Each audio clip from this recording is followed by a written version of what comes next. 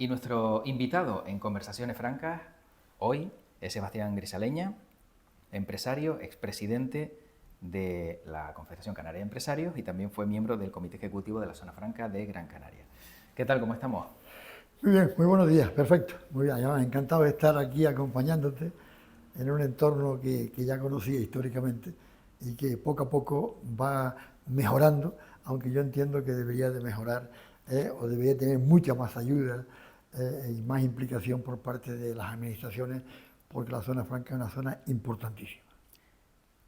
¿Cuál es el primer recuerdo que tiene Sebastián Grisaleña de la Zona Franca? Cuando, por ejemplo, llega hoy aquí a este entorno portuario y de repente, no sé si se retrotrae al pasado, ¿qué recuerda?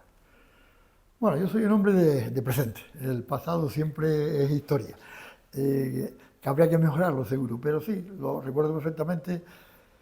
La zona franca se constituyó después de muchos años, de 10 años por lo menos, de enfrentamiento, sobre todo con la Hacienda, que en definitiva es el responsable de la zona franca, el control de mercancías, de depósitos, etcétera, etcétera. Yo siempre he dicho que la zona franca es un referente si lo sabemos llevar. El ejemplo es que hay zonas francas en el mundo de una importancia vital. Canarias, yo desde mi punto de vista, no la hemos sabido rentabilizar. En los últimos años ha mejorado, no cabe la menor duda. Yo recuerdo que al principio hasta teníamos problemas gravísimos de presupuesto, no teníamos presupuesto.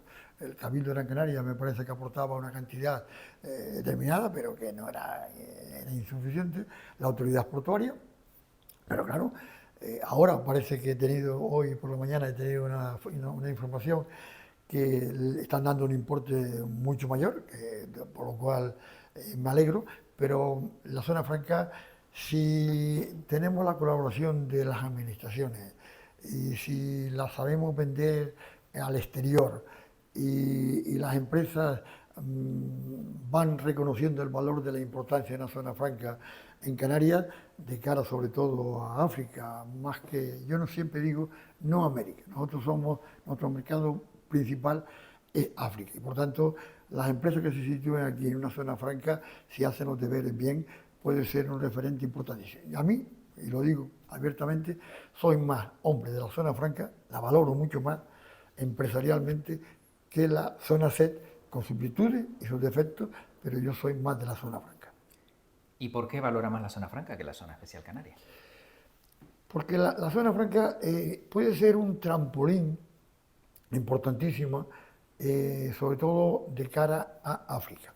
La zona C la podía haber hecho, pero la zona C se ha metido en un sistema de tipo de empresa determinada y la zona franca, aquí se puede hacer las instalaciones que hay o las naves que hay en el entorno, es una zona franca acotada donde pueden venir la mercancía, no paga ningún tipo de impuesto, está en tránsito, llamemos así, un depósito.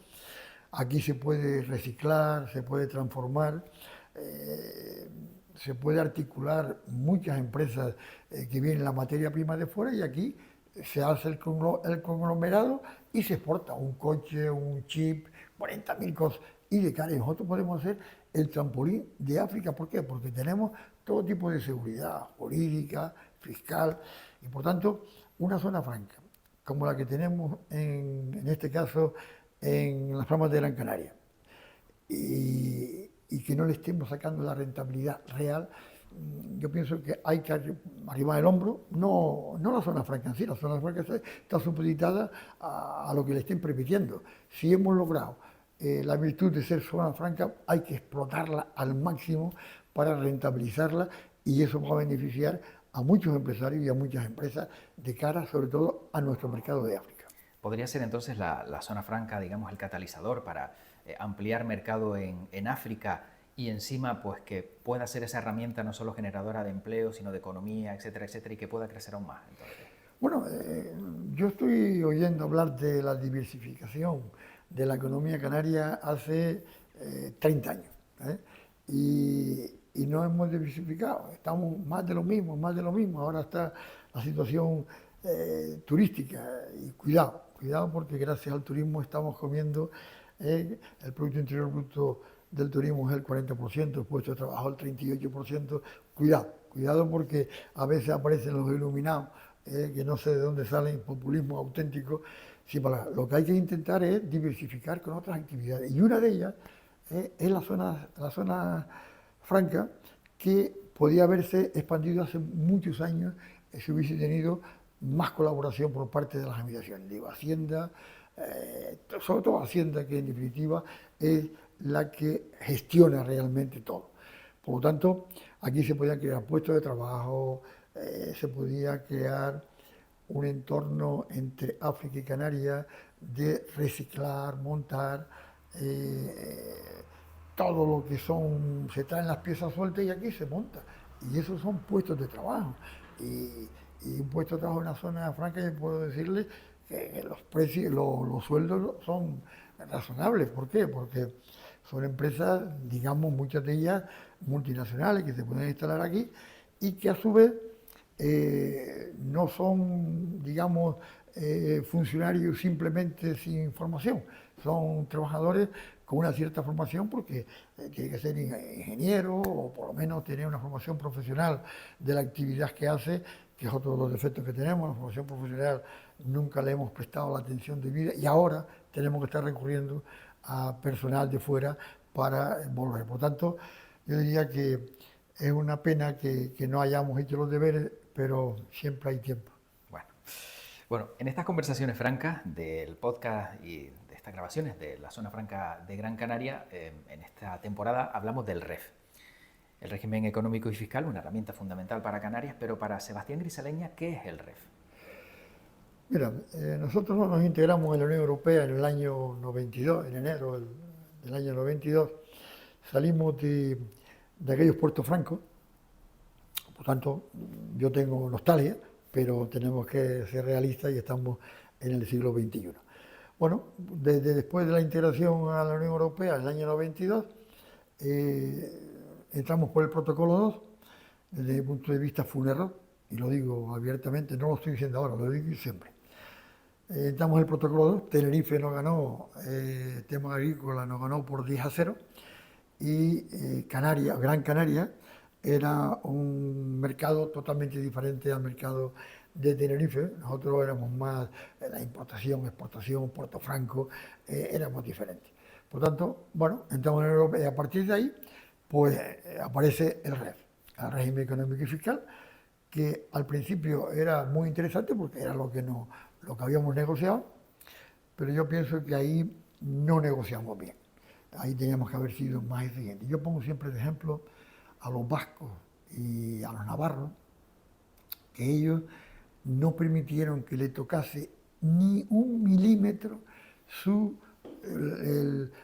la fiscalidad que ellos históricamente tenían. Nosotros antepusimos la recaudación, el gobierno de Canarias y los gobernantes de aquel momento antepusieron la recaudación a los intereses de una fiscalidad canaria auténtica. Por tanto, ahora seguimos pagando esos errores. Seguimos pagando esos errores y con el paso del tiempo, yo diría, y lo digo hace ya muchos años, el REF tiene que ser un instrumento que llegue a todos los canarios. Y no le llega a todos los canarios. Le llegan a organizaciones determinadas, a empresarios determinados. Es una fiscalidad dirigida para empresas principalmente o autónomos que puedan acogerse sobre todo a la reserva de inversiones. La reserva de inversiones fue un instrumento importantísimo al inicio, pero yo sigo diciendo que después de tantos años sigue siendo un instrumento de una inseguridad jurídica y fiscal enorme. Es decir, tenemos que estar permanentemente recurriendo a Madrid para que nos permitan hacer algo porque las inspecciones de Hacienda no perdonan. Y en un porcentaje altísimo de cualquier empresa o profesional que se acoja a la reserva de inversiones, normalmente pasan malos ratos porque al final después de muchos años, puede pasar por taquilla. Por lo tanto, todas estas cosas, con el paso de los años, la falta, yo diría, de liderazgo político, de partidos con carácter. Yo critico muchas veces porque un partido de Estado, como el PP, como, sobre todo, y ahora el PSOE, los representantes de esos partidos canarios tienen en Madrid que defender no al partido, no la consigna que normalmente siempre va contra Canarias. El representante canario en el Parlamento, en el Senado, que vaya a través de un partido que no sea, de un partido de Estado, tiene que defender los intereses canarios. Y no lo han defendido. Lo digo así, falta vocacional. Yo diría que el empresario tiene que ser vocacional, el político tiene que ser vocacional, y yo echo de menos al político vocacional en estos momentos. Con el paso de los años ha sido un ejercicio de profesión más que un ejercicio de vocación política. Y hace un instante decía Sebastián Grisaleña que el REF no llega a todos los canarios. ¿Por qué no llega a todos los canarios? ¿O dónde no llega? Bueno, el REF debía de llegar a todos los canarios, pero no llega porque el REF está... no olvidemos que los lobbies en Canarias, que existían y existen, buscan el interés, digamos, de la actividad que tiene, y por tanto al ciudadano de a pie no lo defiende nadie, que lo tenía que defender el político vocacional, como digo yo, el político que defiende los intereses. Al canario, a veces nos quejamos aquí, Canarias, los canarios son los menos que ganan. Sí, tal vez porque tengamos menos personas. País Vasco, por ejemplo, tiene los astilleros, tiene una cantidad de industrias del metal enorme, y por tanto ahí necesitan personas con una formación superior. En Canarias a lo mejor, por la idiosincrasia que tenemos en Canarias, no tenemos grandes industrias, y por tanto no tenemos esos puestos de importancia, ingeniería, técnicos de valor, etcétera, etcétera. Por lo tanto tenemos un solo. Pero también es verdad que en la declaración de la renta de los canarios es que pagamos más que nadie. No olvidemos que la declaración de la renta, más de un 40 y tanto por ciento de un sueldo normal, se la lleva el Estado. Alguien tendrá que decir, hasta aquí hemos llegado. Oye, el Estado hay que pagar impuestos, no faltaba más, porque entonces el interés y la ventaja de ayudar a muchas personas hay que estar. Pero es que la pequeña y mediana empresa, mayoritariamente en Canarias, le cuesta mucho pagar la seguridad social. A veces yo digo que hay que explicar muy bien en la calle que una persona no gana 1.300, 1.400 euros. Una persona gana bruto, puede ganar 1.700, le hace una retención, el 30, el 20, depende del sueldo, pero luego la empresa también tiene que pagar la seguridad social, vacaciones, no sé qué, la baja. Al final se va a un sueldo por parte de la empresa de 2.000 y tal euros largos. Y eso al final de mes y al final de año, la pequeña y mediana empresa lo sufre. Por tanto, yo diría, en Canarias, los representantes canarios tienen que defender los intereses de los canarios en la declaración de la renta que sea el 50%, como hace Ceuta y Melilla. ¿Por qué no? Porque tenemos más dificultades para viajar, costos para todo, nos tenemos que mover permanentemente de otra forma. Aquí no hay trenes, nosotros pagamos los impuestos del tren a los nacionales, ellos aquí no nos pagan. Por lo tanto, yo diría que el problema es que no hemos avanzado en absoluto, no hemos buscado métodos que hay, para eso son los técnicos, para eso son los políticos, que pasa es que gobiernan 4 años, se le va los 4 años en un pispa, y al final no hacen nada y dejan todo a medio hacer, y el que venga que lo termine, y el que venga lo puede terminar. Por lo tanto, yo diría que al canario, en general, lo que es el REF, tiene que llegar económicamente, con ventajas de cualquier tipo, de la que sea, pero tiene que pagar incluso menos porque la vida de los canarios es mucho más cara. Y aparte de no llegarle el REF, considera que tampoco el canario sabe lo que es el REF, nuestra herramienta, que también parece que si seguro preguntas en la calle a alguien qué es el REF, viviendo donde vive en Canarias, a lo mejor no sabe ni conoce de qué le están hablando. Yo, y lo digo, hace muchos años estoy diciendo, a muchos no les interesa, sobre todo a los políticos, no les interesa mucho decir lo que es el REF para los canarios y para Canarias. el ejemplo no ha habido interés.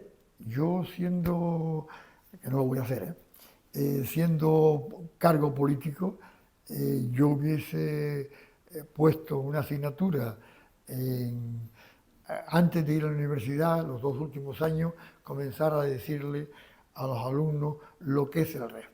Y luego en la universidad tiene que existir una materia de lo que es la fiscalidad canaria. Seguramente, si eso lo hubiesen hecho, a lo mejor se habían visto obligados a realmente a ir cambiando y mejorando el REF. Por tanto, a muchos no les interesa que lo cambien porque están muy cómodos, los lobbies, no olvidemos, y están muy cómodos como están. Pero en la actualidad sí se están dando charlas informativas en centros educativos para dar a conocer qué es el REF, ¿no? Que digamos que por lo menos ese paso, quizá a lo mejor han tardado bastante, pero ahora se están dando institutos hemos tardado muchos años. Claro. Hemos tardado muchos años, hemos perdido mucho. El ejemplo es que la renta per cápita de los canarios. La renta per cápita comenzó estadísticamente en el año 95, ha pasado unos años. Y antes del 95 la renta per cápita en España era 5.000 euros. A partir del 95 hay una estadística donde la renta per cápita aparece la nacional y la canaria diferenciada. Estábamos prácticamente a la par, es decir, éramos un poquito inferior a la canaria. Pero con el paso de los años, con tanta fiscalidad que tenemos, hemos ido perdiendo la renta per cápita y estamos ahora en un diferencial de 8 o 10.000 euros de diferencia a la España nacional. Por tanto, cuando eso surge, pues alguien se tiene que movilizar y comenzar a buscar el porqué, cuando el Producto Interior Bruto de Canarias es 49.000 millones de euros, algo así, un disparate. Por tanto, si todo va mejorando en la economía, si la recaudación del IGI va a unas cotas importantísimas, el Layén, otro invento que yo no sé cómo si el ciudadano de pie le explica lo que es el Layén, seguramente no lo hubiese permitido, hubiese salido a la calle. Pues ahora lo estamos pagando, pues, y todo el mundo callado y nadie reacciona. Esto es el mal de la sociedad y por tanto no han transmitido el REF por muchos intereses. Ahora se han visto obligados y el Colegio de Economistas de Las Palmas hizo el año pasado un informe sobre el Layén. Ahora el mes pasado hizo uno sobre la vivienda, o sobre el turismo, sobre la vivienda creo. Fantástico, un trabajo. Son ejemplos que el político debe de absorber esa información que se la dan de gratis, no hace falta ni estudiarla, sino ya se la ponen encima de la mesa y aprovecharla para beneficio de todos. Entonces, como Sebastián Grisaleña ha dicho en varias ocasiones, ¿no?, que el REF pues, deberían haber cambiado muchas cosas o algunas cosas, desde su etapa como presidente de la Confederación Canaria de Empresarios, a día de hoy, ¿ha notado algún cambio sustancial? ¿Se mantiene todo igual? ¿Qué habría cambiado? Mira, el REF ha cambiado cuando hay un problema fiscal, que Hacienda levanta un acta o que no admite un porcentaje determinado de inversión y le pone obstáculos, entonces se recurre a Madrid.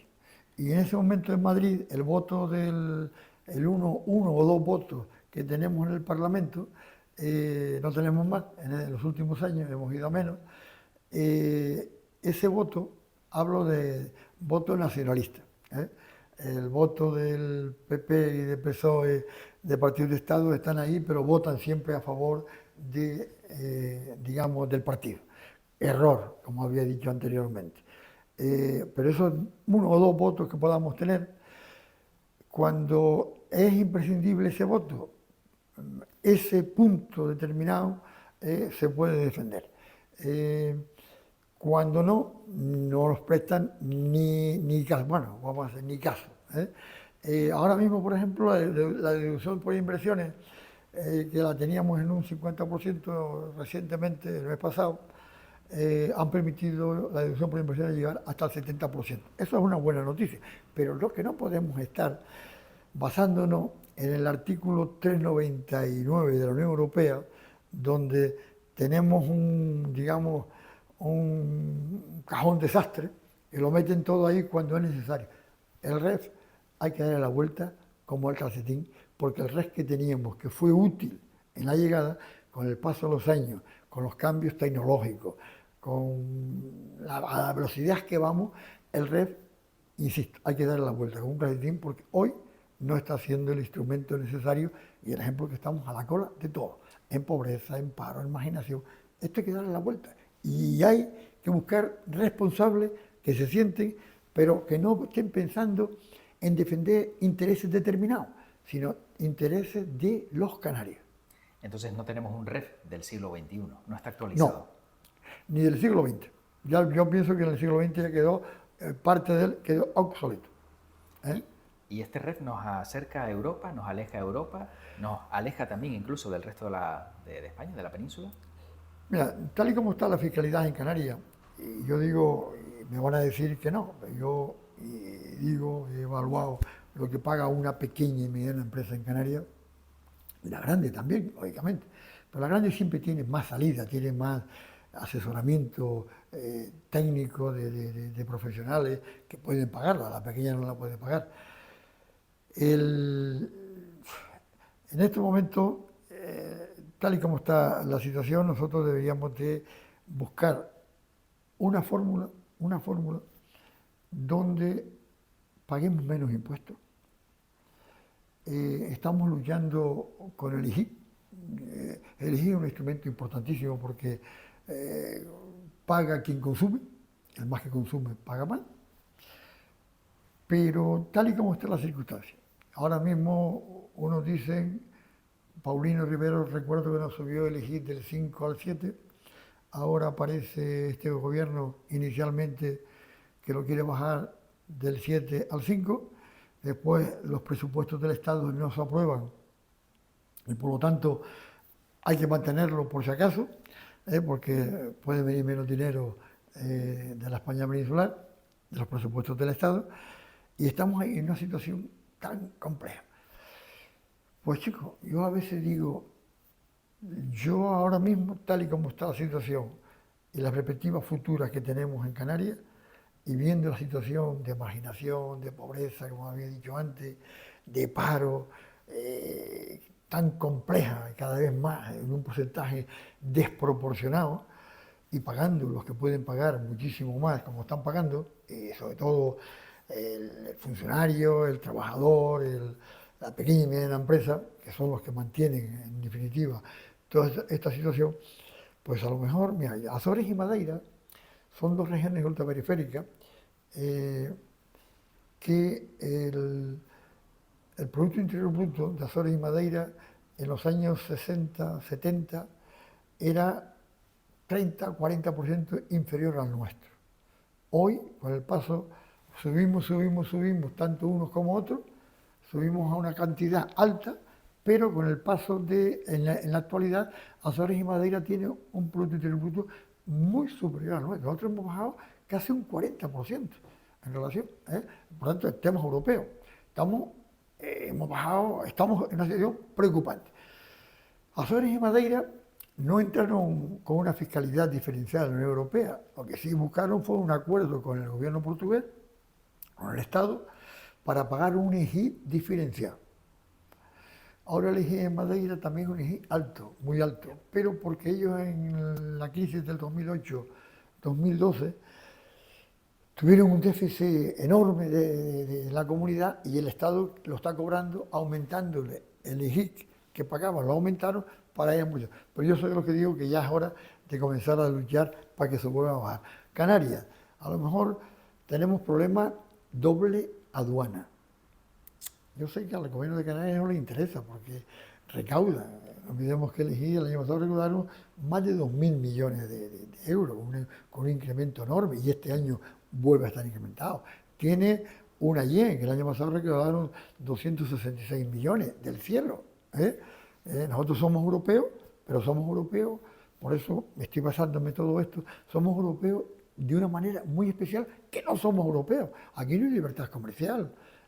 Aquí hay una doble aduana, aquí Amazon u otras empresas del exterior no pueden mandar a Canarias porque tenemos problemas y tenemos que pagar una serie de impuestos. Por lo tanto, son situaciones que hay que darle la vuelta. Y Canarias, o realmente buscamos una fiscalidad seria, rigurosa, no que sea dubitativa, o de lo contrario, la situación no está mejorando, está empeorando con el paso de los años. Y yo soy siempre positivo, pero tenemos que ser realistas, tenemos que ser realistas.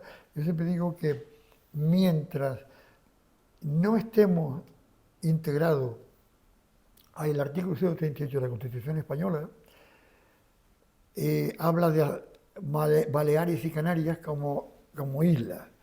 Nosotros tenemos que tener en ese artículo, tenemos que tener un entrecomillado que diga Canarias tiene una serie de ventajas así, así, así, así, porque si no vamos a estar utilizando el 349 como saco, como cajón desastre, para resolver problemas puntuales que los tenemos todos los años. Cuando uno es uno, es otro. Y por lo tanto, tenemos que tener una fiscalidad, digamos, más estable y no tan indefinida como tenemos. Las cosas se hicieron en su día y bueno, nos está pasando factura ahora. De manera sintetizada, ¿qué impuestos eliminaría Sebastián Grisaleña? ¿Cuáles cambiaría? ¿Y de qué manera podríamos tener en Canarias una mejor fiscalidad?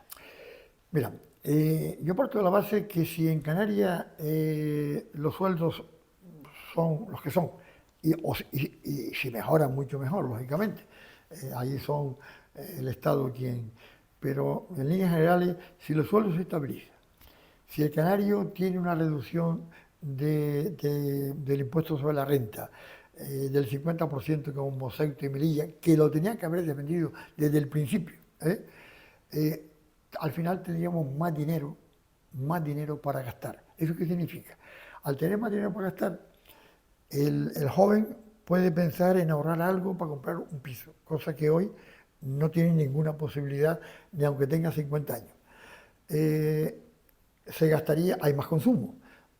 Todo esto equivalía a que vas a pagar más EGIC y por supuesto se va a recaudar mucho más. Esto es una cadena que tendríamos que debatirlo en una mesa con tranquilidad durante muchos días y buscar los pros y los contras. Y al final, nosotros tenemos un EGIC, que el EGIC, entre más se consume, más se recauda. Y yo diría, hay un tema que yo siempre he sido, y yo ya lo digo, ya no soy importador, Los importadores hoy son las grandes superficies. Ya el importador tradicional en Canarias prácticamente ha desaparecido. Pero Canarias ni los canarios no deberían de haber permitido la creación de un impuesto de Baleares, que los canarios pagan 266 millones anuales de móviles que recauda el gobierno de Canarias. Y eso le encarece también a su vez todas las mercancías, porque prácticamente un porcentaje altísimo de mercancías del día a día tiene que pagar el AYEN, que es un 15%, un 10%, depende. Por lo tanto, todo este conjunto, y es un tema superficial que lo estoy diciendo, pero hay muchos más temas donde el canario puede salir, va beneficiado, porque no es que el REF nos hace que tengamos descuentos en los vuelos. Pero me faltaba ahora que mi Estado español no me contempla a mí como canario para poder volar, que tenga que pagar 500, 600 euros en un vuelo, imposible, no viajamos nunca. Claro, bueno, para ir acabando, ¿de qué manera podemos relacionar el REF con la zona franca? ¿Cómo esa herramienta puede también ayudar a una zona franca de Gran Canaria, como bien decía antes también Sebastián Grisaleña, que necesitaría, ¿no?, un mayor impulso o unas mejoras? ¿Cómo se puede de manera conjunta beneficiar uno del otro? Mira, el REF fue un buen instrumento al principio, con el paso de los años, te digo, ha quedado obsoleto, hay que darle la vuelta como un calcetín, hay que actualizarlo al siglo XXI, ya el siglo XIX no lo actualizaron, y entonces lo que no se puede ir parcheando cada vez que es necesario algo puntual con las nuevas tecnologías que va surgiendo un tema o alguna duda fiscal. La inseguridad jurídica y fiscal en una inspección sobre el REF, la empresa canaria tiene que ser absoluta y en este momento hay muchísimas dudas. A partir de ahí, la zona franca se constituye también gracias al REF. El REF también, y la Unión Europea también nos apoyó desde el principio. Hay que apoyar la zona franca, hay que apoyar la zona SET. Yo soy más de la zona franca, lo digo abiertamente, porque detrás de todo esto se crean puestos de trabajo, se crean más actividades empresariales, se crean más impuestos, más sueldos. Es una cadena total. Y Canarias, no olvidemos que tenemos muchas deficiencias en cuanto a actividades. No tenemos actividades, pero hay que comenzar a atraer, hay que intentar que la burocratización de cualquier iniciativa empresarial sea más ágil. Lo que tú no puedes pedir una licencia y tardar 5, 10, 15 años en darte una licencia. Pues yo, por ejemplo, yo no la soportaría, y menos a mi edad. Por tanto, hay que buscar fórmulas para agilizar cualquier iniciativa empresarial, pero dentro siempre de la legalidad. Yo siempre he sido un legalista 100%.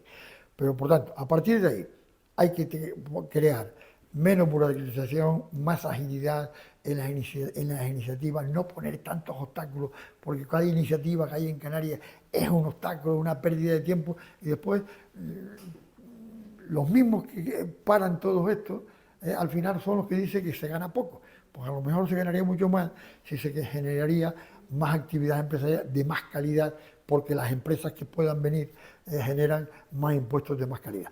Todo ese conjunto, pero claro, esto lo decimos nosotros ahora en medio minuto, pero esto es que comenzar a sentar al político de turno, a los técnicos, a los profesionales, a los empresarios, y comenzar a trabajar en equipo, no pensando en grupos determinados, ni empresas determinadas, ni en lobbies, pensando en el interés general de los canarios, y es la única forma de reactividad. Yo me alegro de que ahora, en los últimos meses, se haya reactivado el propio gobierno hablando del REF, opiniones diversas, pero mi opinión personal, no contacta con las personas que realmente pueden decir el día a día, un taxista, ir a la barra de un bar, sentarte en una cola, oír las conversaciones. Todo esto hace falta, porque en la mesa al final vamos a hablar más de lo mismo. Y hay que informar a través de la universidad, a través de los institutos, lo que es el REF, que lo teníamos que haber hecho hace 15 o 20 años, lo estamos comenzando a hacer ahora, pero yo pienso que es tarde. No quiero dejar pasar la oportunidad de conocer muy brevemente la faceta de empresario de Sebastián Grisaleña y preguntarle cuándo un empresario termina su trayectoria. El empresario no acaba nunca de trabajar. Sebastián Grisaleña es incansable, lo hemos visto durante muchísimos años. ¿Pone fin a su etapa en algún momento o seguirá hasta que el cuerpo aguante? Mira, yo soy primero presumo de ser empresario. Soy un empresario vocacional. Además, soy un empresario riguroso. Yo pongo de ejemplo, mi empresa jamás ha pedido una póliza a una entidad bancaria. Esto se llama gestión. He tenido la suerte que mis hijos se han integrado y con la misma línea de trabajo. Por lo tanto, el empresario no termina nunca. No termina nunca. Y el empresario, a mí me da pena cuando oigo a un empresario que dice, no, me estoy deseando jubilarme, o una persona. La experiencia acumulada de tantos años en la vida, porque el empresario soporta muchísimo, muchas presiones, problemas de todo tipo, unos más, otros menos. Si la cabeza está bien amueblada, las cosas serían menos problemas, pero en líneas generales hay que aprovechar toda esa experiencia, hay que seguir trabajando, hay que sacarle rendimiento a la experiencia de los empresarios. Yo estoy jubilado para poder ir a mi empresa. Hemos tenido hace años que cambiar los estatutos de la empresa. Ahora porque no podía, era el administrador único, no podía estar en mi empresa si no ejercía otro cargo. Entonces lo que hicimos fue cambiar los estatutos de la empresa y ahora soy el presidente del Consejo de Administración. Puedo ir todos los días a mi empresa, esto parece un chiste, pero es la realidad. Si no tenía dificultades, tuviésemos una inspección porque no podía estar. Y pues claro, hay la picaresca histórica. Pero voy todavía a la empresa y además siempre tengo muchas actividades que hacer. Lo último, que te lo comenté antes, hemos inaugurado en Sardina de Galdar, un grupo de amigos de coleccionistas marítimos. Hemos inaugurado, digamos, hecho, después de que nos cedió la familia Félix Santiago una cueva antigua que la hemos acondicionado fantásticamente y tenemos ahí un aula del mar que están el mes pasado hicieron una visita sobre 1.800 personas el primer mes. Esto es una pasada, pero estamos contentos porque estamos mejorando la cultura. Bueno, como en este podcast, en estas conversaciones francas, hemos hablado no solo de la zona franca, sino también del REF, la última pregunta para Sebastián Grisaleña es, si hay una palabra para definir el REF, para Sebastián Grisaleña, ¿cuál sería?